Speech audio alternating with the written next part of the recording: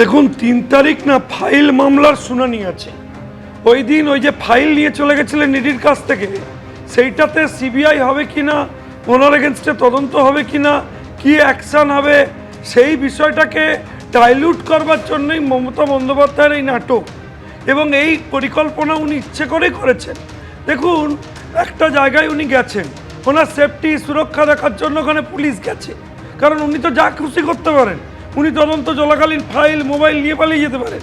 সেই জন্য ভেতরে নিয়ে গিয়ে একটা বোমা পাঠিয়ে দিলেন, ওর লোকেরা এইসব কাণ্ড করে দিল। তো অটোমেটিক্যালি দিল্লি পুলিশকে দেখতে হবে খতিয়ে। সকাল থেকে ওনার নাটক শুরু হয়েছে। ইলেকশন কমিশনের বিরুদ্ধে ওনার যদি কোনো বক্তব্য থাকে, উনি বলছেন কোর্টে যাবেন, কোর্ট খোলা আছে, যান প্রমাণ করুন, ডকুমেন্টেশন দিন। এসব ওনার একদমই উদ্দেশ্য না। ওনার উদ্দেশ্য এই সমস্ত নাটক টাটক তৈরি করে একটা পলিটিক্যাল ড্রামা দিল্লির বুকে এবং সারা ভারতবর্ষের বুকে মঞ্চস্থ করা। যদি এরপর সিবিআই হয়, ওনাকে ডাকে, ওনাকে নোটিশ দেয়, তখন পলিটিক্যালি তিনি এটা গেইন করতে পারেন। এটাই ওনার উদ্দেশ্য। আর উনি চাইছিলেন এতদিন যেটা, যে কোনো না কোনোভাবে এসআইআরটা আটকে দাও। না, আমি কিন্তু দুটো বঙ্গভবন, একটা নতুন একটা পুরনো, সেখানে পুলিশে 6 লাখ করে দেওয়া হয়েছে। আমি বলছি এটাও কি, এটা মুখ্যমন্ত্রীও প্রশ্ন তুলছে যে এটা কি প্রত্যাশিত নাকি? হ্যাঁ, কেন প্রত্যাশিত নয়? কেন পুলিশ কি ওনাকে গিয়ে ধরেছে নাকি? ওনার ভয় কি? উনি কি চোর ডাকাতদের ওখানে নিয়ে গেছিলেন?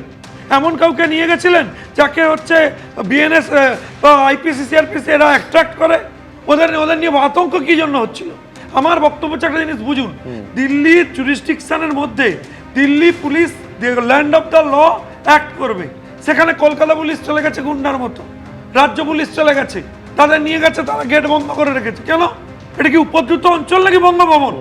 বঙ্গভবনে আপনি গেলেও থাকতে পারবেন, যে কোনো পশ্চিমবঙ্গের থাকতে পারবে, কিন্তু তারপরে এরকম পরিস্থিতি কেন তৈরি হলো, এইটা কিন্তু প্রশ্ন মমতা বন্দ্যোপাধ্যায় তুলছেন। প্রদীপ্ত মুখোপাধ্যায় তার উত্তর দেবেন, কিন্তু তার আগে বিরোধী দলনেতা কি বলছেন একবার দেখে নিন। নিশ্চিতভাবে দিল্লি পুলিশের কাছে কিছু ইনপুট রয়েছে।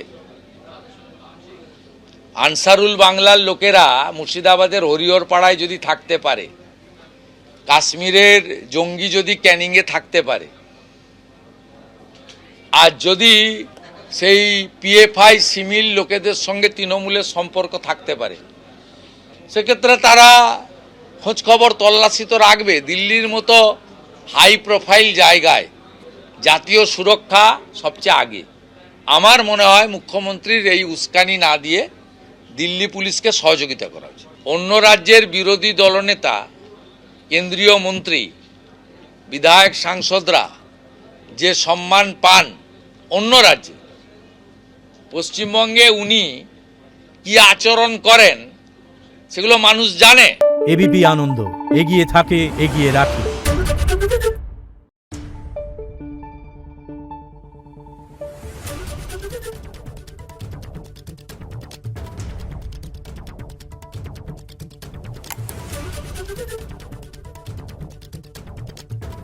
Thank you.